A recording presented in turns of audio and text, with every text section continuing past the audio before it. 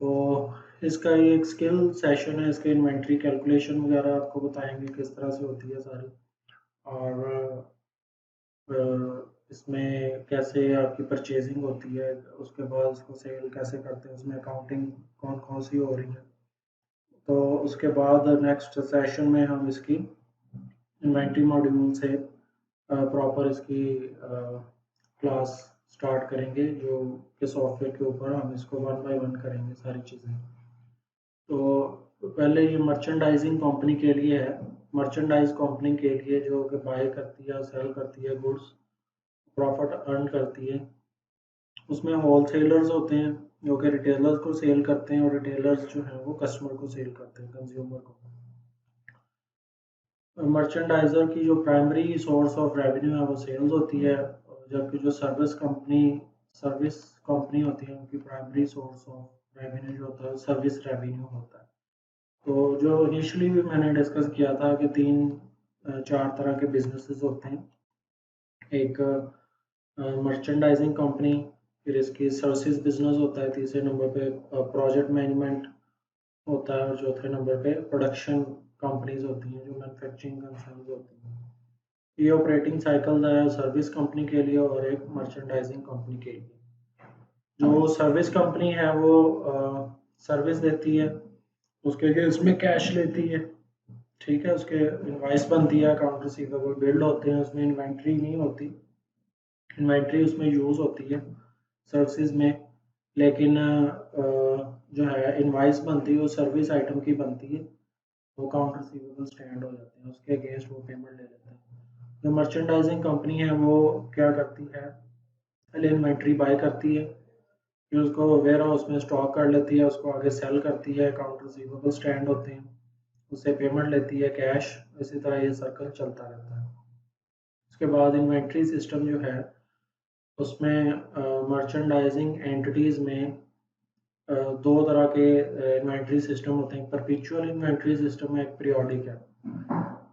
Perpetual system जो है वो detailed records of each inventory purchase and sale are maintain, cost of goods sold is calculated at the time of each sale. जो perpetual inventory system है उसमें cost of goods sold calculate की जाती है जब उसको इन्वेंट्री को cell किया जाता है, जबकि जो पीरियोडिक इन्वेंट्री सिस्टम है उसमें detail records are not maintained, cost of goods sold is calculated only at the time of accounting period. जो पीरियोडिक इन्वेंट्री सिस्टम है उसमें जब अकाउंटिंग पीरियड को ख़त्म होता है या एवरी एंड ऑफ मंथ, उसकी जो कॉस्ट ऑफ सेल है वो कैलकुलेट की जाती है, ओपनिंग स्टॉक एंटर करके उसमें परचेजेज ऐड हो जाती हैं, और नीचे जो है वो कॉस्ट ऑफ सेल लेस करके, तो लास्ट पे जो क्लोजिंग स्टॉक बच जाता है उसमें, उसको पीरियोडिक सिस्टम बोलते हैं। नॉर्मली जो हमारे सिस्टम में यूज़ हो रहा है परपेचुअल इन्वेंट्री सिस्टम होता है कि जब भी कोई चीज़ सेल होती है उसी वक्त उसकी कॉस्ट ऑफ सेल कैलकुलेट हो जाती है। उसके बाद होता है recording cost of goods purchased when merchandise is purchased for resale to customer, account merchandise inventory is debited for the cost of goods, purchases में बी मेड फॉर कैश और on account. On account का मतलब है कि credit पे भी purchases हो सकती हैं और कैश पे भी आप कर सकते हैं। The purchase is normally recorded by the purchaser when the goods are received from the seller.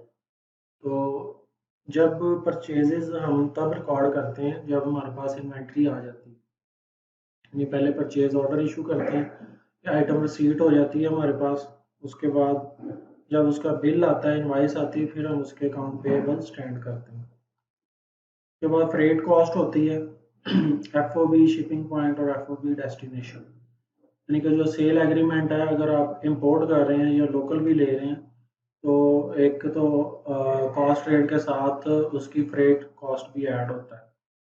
तो the sale agreement should indicate whether the seller or the buyer is to pay the cost of transporting the goods to the buyer place of the business, कि उसने बताना है कि आप कुछ चीज़ें उसने आपकी जगह पर पहुंचानी है या फिर आपने उससे पिक करनी है चीज़ें। F O B shipping point, goods deliver to shipping point by seller.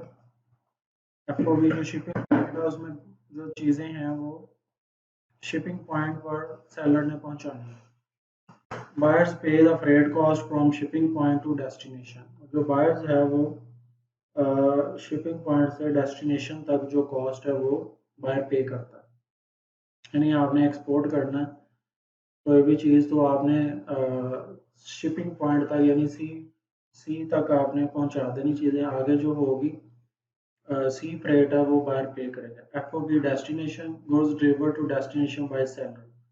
इसमें जो सेलर होता है वो डेस्टिनेशन तक चीज़ें पहुंचाता है, उसकी जो कॉस्ट होती है वो भी सेलर पे करता है। Seller page the freight cost. Accounting for freight cost, आगे फिर अकाउंटिंग आ जाती है इसकी किस तरह से merchandise inventory is debited by the buyer.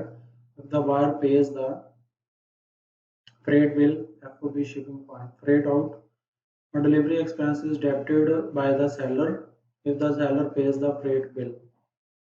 यानी कि मर्चेंडाइज जो इन्वेंट्री है अगर तो वो बायर पे कर रहा है तो फिर बायर उसको डेबिट करेगा और फ्रेट को, और अगर वो सेलर पे कर रहा है तो सेलर उसको डेबिट करेगा। Freight out delivery expense is debited by the seller, और सेलर यानी कि उसको फ्रेट बिल को भी उसको इन्वेंट्री में ले लेगा। तो इसकी जो फ्रेट कॉस्ट है वो इस तरह से होती है, merchandise inventory to cash record payment of freight, यानी उसको भी इन्वेंट्री का हिस्सा बनाया जाता है। When the purchaser directly incurs the freight cost, the account merchandise inventory is debited and cash is credited। या परचेजर ने डायरेक्टली फ्रेट कॉस्ट पे कर दिया तो मर्चेंडाइज इन्वेंट्री को डेबिट करेंगे, कैश को क्रेडिट कर देंगे। Purchase return and allowances, return and allowances है तो परचेज आपने कर ली है, अब आपने उसको रिटर्न करना है। कुछ चीज़ें उसमें से डैमेज हैं या वो आपकी डिफेक्टिव हैं, तो अगर purchaser dissatisfied with merchandise received because the goods are damaged or defective, are of inferior quality or are not in according to the purchaser specification, तो वो भी रिटर्न करेगा। उसकी जो एंट्री है होती है अकाउंट पेएबल डेबिट और merchandise inventory credit. Record return of goods, यानी कि रिटर्न डालने के लिए जो परचेज की होती है उसमें उसी की ऑपोजिट एंट्री हो जाएगी अकाउंट्स पेएबल डेबिट, यानी कि जो सप्लायर है वो डेबिट हो जाएगा और कैश इन्वेंट्री है वो क्रेडिट हो जाएगा। For purchase return and allowances that were originally made on account, जो क्रेडिट पे परचेज की थी account payable debited and merchandise inventory is credited। For cash return and allowances, cash is debited and merchandise inventory is credited। अगर cash पे आपने purchases की थी तो फिर आप कैश को डेबिट करेंगे और मर्चेंडाइज इन्वेंट्री को क्रेडिट करेंगे। इन्वेंट्री आपके स्टॉक में से निकल जाएगी और कैश आपके पास आ जाएगा। क्वांटिटी डिस्काउंट्स, आगे डिस्काउंट की वर्किंग होती है, किस तरह से डिस्काउंट का काउंटिंग इम्पैक्ट क्या होता है। वॉल्यूम परचेज टर्म्स में permit the buyer to claim a quantity discount. Quantity discount अगर आपको मिला है तो merchandise inventory simply recorded at the discounted cost, वो डिस्काउंटेड कॉस्ट के ऊपर उसको लिख लेगा। अगर आप बायर हैं और परचेज कर रहे हैं तो जो डिस्काउंट है वो आपकी इनकम में आ जाएगा। अगर आप सेलर हैं सेल कर रहे हैं और आपने डिस्काउंट दिया है तो डिस्काउंट आपके एक्सपेंस में आ जाएगा। फिर आगे सेल्स की ट्रांजैक्शन होती हैं। सेल्स में revenues are reported when earned in accordance with the revenue recognition principle. In a merchandising company revenues are earned when the goods are transferred from seller to buyer. Merchandise inventory में revenue तब recognise किया जाता है जब जो goods होती हैं वो ट्रांसफ़र कर दी जाती हैं सेलर टू बायर। जब उसको डिलीवरी चालान बन गया, गुड्स आपकी निकल गई हैं, तभी आपका रेवेन्यू भी रिकग्नाइज कर लिया जाता है। उसके बाद इनवाइस भी बन जाती है उसकी।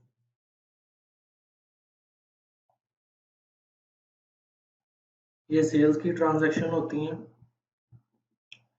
इसमें अगर आपने क्रेडिट पे सेल की है तो अकाउंट रिसीवेबल डेबिट होगा और सेल्स जो है वो क्रेडिट होंगी। तो साथ में इसके दूसरी भी एक एंट्री होगी cost of goods sold debit और मर्चेंडाइज इन्वेंटरी क्रेडिट। यानी कि एक तो आपके अकाउंट रिसीवेबल स्टैंड हो गए 3800 से और सेल्स आपकी क्रेडिट होगी, वो आपकी इनकम है। और जो 2400 है ये कॉस्ट ऑफ गुड सोल्ड है, तो जितने की आइटम्स आपके पास मौजूद थी उसको ये एक्सपेंस आउट करता है। ये आपके एक्सपेंसेस में चले जाती है, कॉस्ट ऑफ गुड सोल्ड और मर्चेंडाइज इन्वेंट्री जो है वो क्रेडिट हो जाती है। तो अगर तो आपने डायरेक्ट सेल की एंट्री करनी है तो फिर ये दोनों ट्रांजैक्शन होगी वहीं पर। अगर सेल ऑर्डर पहले बनाया फिर डिलीवरी चालान बनता है उसके बाद, तो डिलीवरी चालान के ऊपर ये cost of good sold to merchandise inventory ये एंट्री होगी। और जब उससे डिलीवरी चालान से आप सेल्स की ट्रांजैक्शन करेंगे तो उसमें अकाउंट रिसीवेबल टू सेल्स आपकी ये एक एंट्री होगी। तो अगर आप यानी कि सेल ऑर्डर से लेकर चल रहे हैं तो फिर डिलीवरी चालान पे ये नीचे वाली एंट्री होगी, तो सेल्स के ऊपर ऊपर वाली एंट्री होगी। अगर डायरेक्ट सेल इनवॉइस बना रहे हैं तो ये दोनों एंट्रीज उसी वक्त परफॉर्म होगी। नीचे भी लिखा था first entry record the sale of goods to the customer at the retail selling price. The second entry releases the goods from inventory at cost and charges the goods to cost of goods sold. आगे sales taxes होते हैं। Sale tax का क्या है? Sale tax is expressed as a percentage of the sales price on selected goods to customers by a retailer. Retailer जो उसके ऊपर government tax लगाती है सेल टैक्स, वो उसको पे करना पड़ता है। They are collected on most revenues and paid on many costs.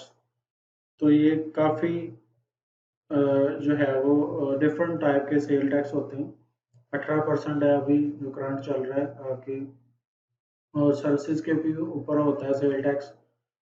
फिर जो सर्विसेज के ऊपर है वो PRA पंजाब रेवेन्यू अथॉरिटी जो है वो टैक्स लेती है। हर सूबे की अपनी अपनी सेल टैक्स की ये ऑर्गेनाइजेशंस होती हैं गवर्नमेंट जो कि सेल टैक्स कलेक्ट करती हैं सर्विसेज के ऊपर भी और गुड्स के ऊपर। फिर सेल टैक्स ऑन रेवेन्यू है। रेवेन्यू के ऊपर जो सेल टैक्स वही है, ये retailer collects the tax from the customer when the sale occurs and periodically monthly remits the collection to the receiver journal। Monthly उसकी सेल टैक्स रिटर्न जो है वो भी जमा करवाते हैं। Sale tax are not revenue but are a current liability until remitted. तो sale tax का जो इफेक्ट होता है वो एज अ लायबिलिटी के तौर पे होता है। जब आप सेल्स कर रहे हैं तो सेल टैक्स रेवेन्यू में नहीं जाता, आपकी लायबिलिटी में जाता है, वो आपने पे करना होता है गवर्नमेंट को, वो आपकी लायबिलिटी होती है। तो उसके बाद आ जाता है sale return and allowances. Sale return occurs when customer are dissatisfied with merchandise and are allowed to return the goods to the seller for a credit और अ रिफंड। सेल रिटर्न होती हैं जब आपको कोई भी चीज़ें वापस आ जाती हैं, जब कस्टमर से सेटिस्फाई नहीं होता तो सेल रिटर्न होती है। Sales allowances occur when customer is satisfied and the seller allows a deduction from the selling price। तो सेल अलाउंसेस जब तब देते हैं जब सेलर उसमें से कोई डिडक्शन कर लेता है सेलिंग प्राइस में से, वो सेल्स अलाउंसेस होते हैं। The normal balance of sale return and allowances is a debit. Sale return and allowances का बैलेंस जो डेबिट होता है, sale return and allowances contra revenue account to the sales account. तो ये एक कॉन्ट्रा रेवेन्यू अकाउंट होता है, यानी कि रेवेन्यू को ये कम करता है। सेल रिटर्न डेबिट हो जाएगी और जो अकाउंट रिसीवेबल है वो क्रेडिट हो जाएंगे। जैसे नीचे ये एंट्री भी आ रही है, sale return and allowances debit और टू अकाउंट रिसीवेबल वो क्रेडिट हो जाएंगे to record the return goods. And उसके अलावा दूसरी एंट्री भी होगी मर्चेंडाइज इन्वेंट्री डेबिट और cost of goods sold credit. इस तरह सेल्स के ऊपर दो एंट्रीज होती हैं, इसी तरह रिटर्न के ऊपर भी दो ही एंट्री होगी। जबकि जो परचेज होती है, परचेज के वक्त एक एंट्री होती है और परचेज रिटर्न के ऊपर भी एक ही एंट्री होती है उसमें, क्योंकि cost of goods sold involve नहीं होती। तो इसमें नीचे है मर्चेंडाइज इन्वेंट्री, इन्वेंट्री वापस आ जाएगी हमारी। और जो सेल्स हैं CGS है कॉस्ट ऑफ गुड्स सोल्ड, वो भी हमारे क्रेडिट हो जाएंगे, कम हो जाएंगे। उसके बाद क्वांटिटी डिस्काउंट्स हैं। Quantity discount is the offer of a cash discount to a customer in return for a volume sale. तो अगर कोई ज़्यादा सेल करता है कस्टमर सेल लेता है तो उसको आप कैश की सूरत में भी डिस्काउंट दे सकते हैं। और results in a sale price reduction, they are not separately journalized, instead of the sale is recorded at the reduced price. जो क्वांटिटी डिस्काउंट है उसको रिकॉर्ड नहीं किया जाता, वो जस्ट उसकी प्राइस कम कर दी जाती है और उसको प्राइस कम करके रिकॉर्ड कर लिया जाता है। मतलब आपने ज़्यादा क्वांटिटी में चीज़ें परचेज कर ली हैं तो वो आपको थोड़ा जो डिस्काउंट देंगे वो इज़ द क्वांटिटी डिस्काउंट होगा। उसके बाद जो सेल्स डिस्काउंट है उसमें ये होता है कि आपको एक ऑफर दी जाती है कैश डिस्काउंट की कस्टमर को in exchange for the prompt payment of a balance due. कि जब अगर आप जल्दी पेमेंट कर दें बैलेंस जो अमाउंट है, अगर आपने 30 दिन में पेमेंट करनी है 15 दिन में कर देते हैं उसके अगेंस्ट आपको कैश डिस्काउंट मिलता है। वो रिकॉर्ड होता है, वो जो सेलर है उसका एक्सपेंस होता है, जो बायर है उसकी वो इनकम होती है। Similar to sales return and losses, sale discount is also a counter revenue account with a normal debit balance. तो ये डेबिट बैलेंस होता है, ये भी एक काउंटर रेवेन्यू अकाउंट होता है। अब इसकी एक इलस्ट्रेशन है। This is a format of multi set of income statement that has both operating and non operating activities. As shown, the non-operating activities are reported immediately after the company's primary operating activities. तो इसमें एक उन्होंने profit and loss income statement दिखाई हुई है, ऊपर sales है, नीचे लेस हो रही है sale return and allowances, net sale आ गई, फिर आपकी कॉस्ट ऑफ गुड सोल्ड उसमें से लेस हो रही है तो ग्रॉस प्रॉफिट आ गया, फिर ऑपरेटिंग एक्सपेंसेस लेस हो रहे हैं, उसमें सेलिंग एक्सपेंसेस हैं, सैलरीज एक्सपेंस है, एडवर्टाइजिंग एक्सपेंस है, अमोर्टाइजेशन एक्सपेंसेस है, उनका सब टोटल आ गया 76,000। एडमिनिस्ट्रेटिव एक्सपेंसेस है 19,000, 27,000, 2,000, 38,000, ये आ गए टोटल एडमिनिस्ट्रेटिव एक्सपेंसेस है। टोटल ऑपरेटिंग एक्सपेंसेस आ गए 1,14,000, 30,000 उसमें से इनकम फ्रॉम ऑपरेशंस आ गई।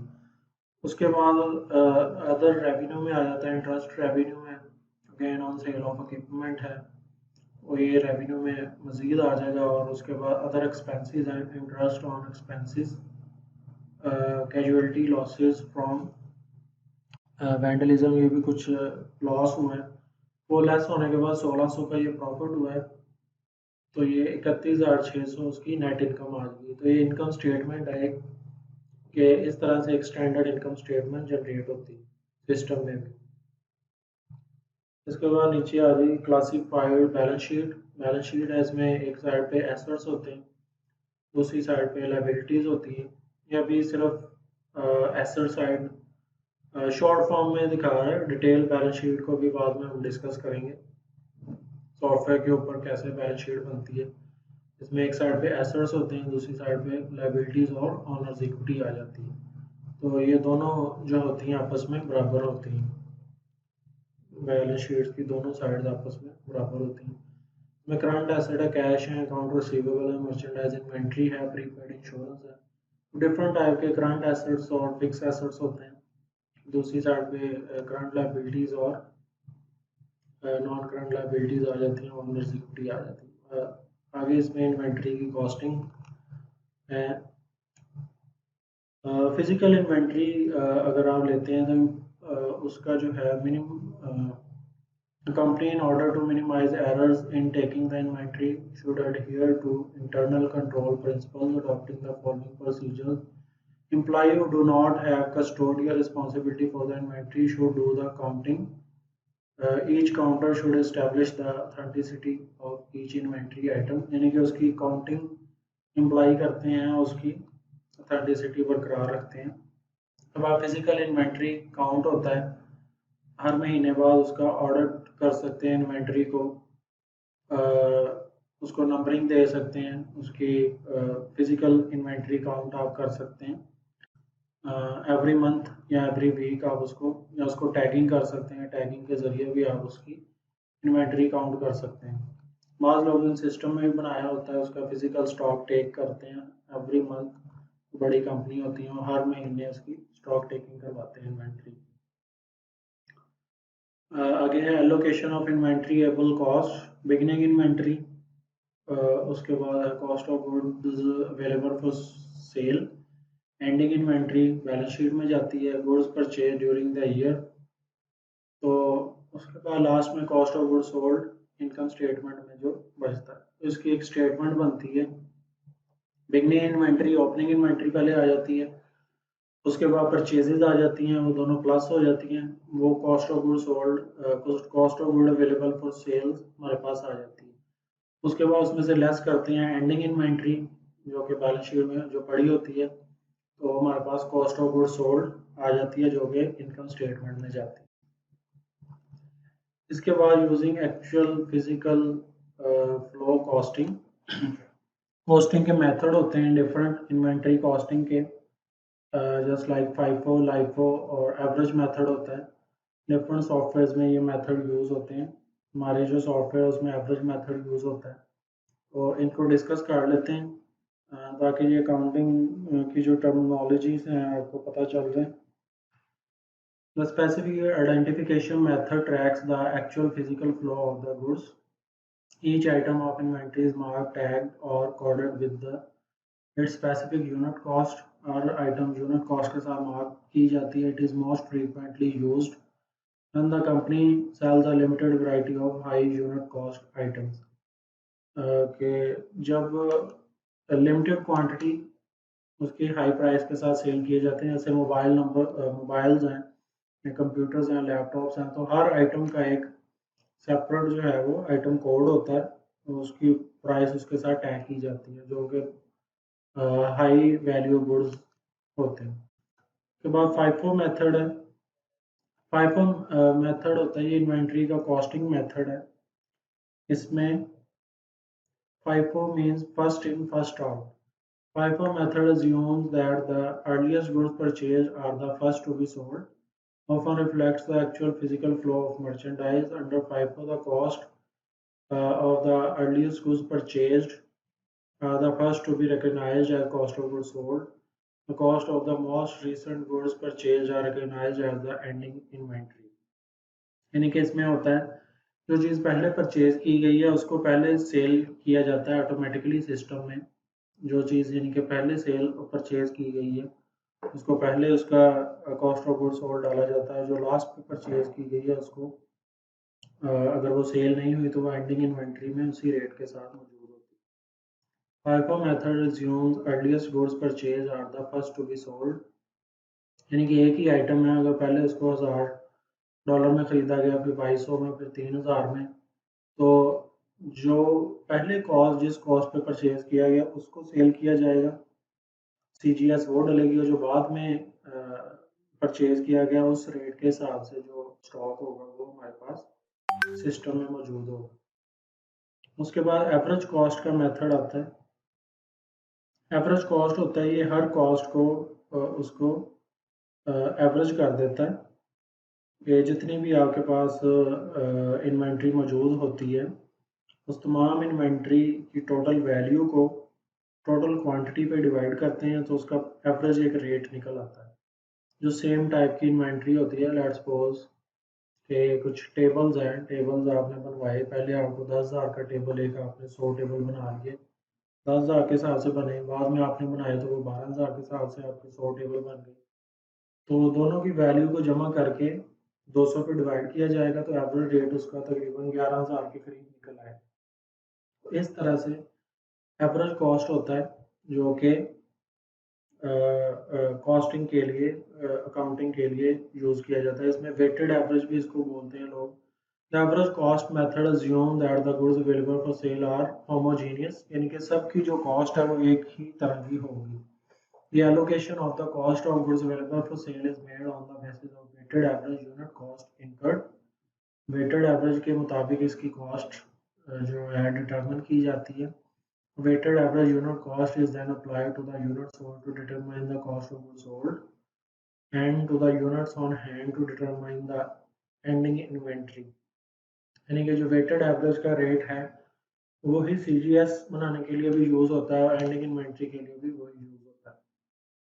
आगे है allocation of the cost of goods available for sale in average cost method is made on the basis of weighted average unit cost, यानी कि जो फार्मूला मैंने बताया, cost of goods available for sale divided by total units available for sale, weighted average unit cost आ जाएगी आपकी $12, यानी कि 12,000 की आपके पास चीज़ें पड़ी हैं, 1000 यूनिट्स हैं, उसको आप डिवाइड करेंगे तो $12 पर यूनिट की कॉस्ट आ जाएगी।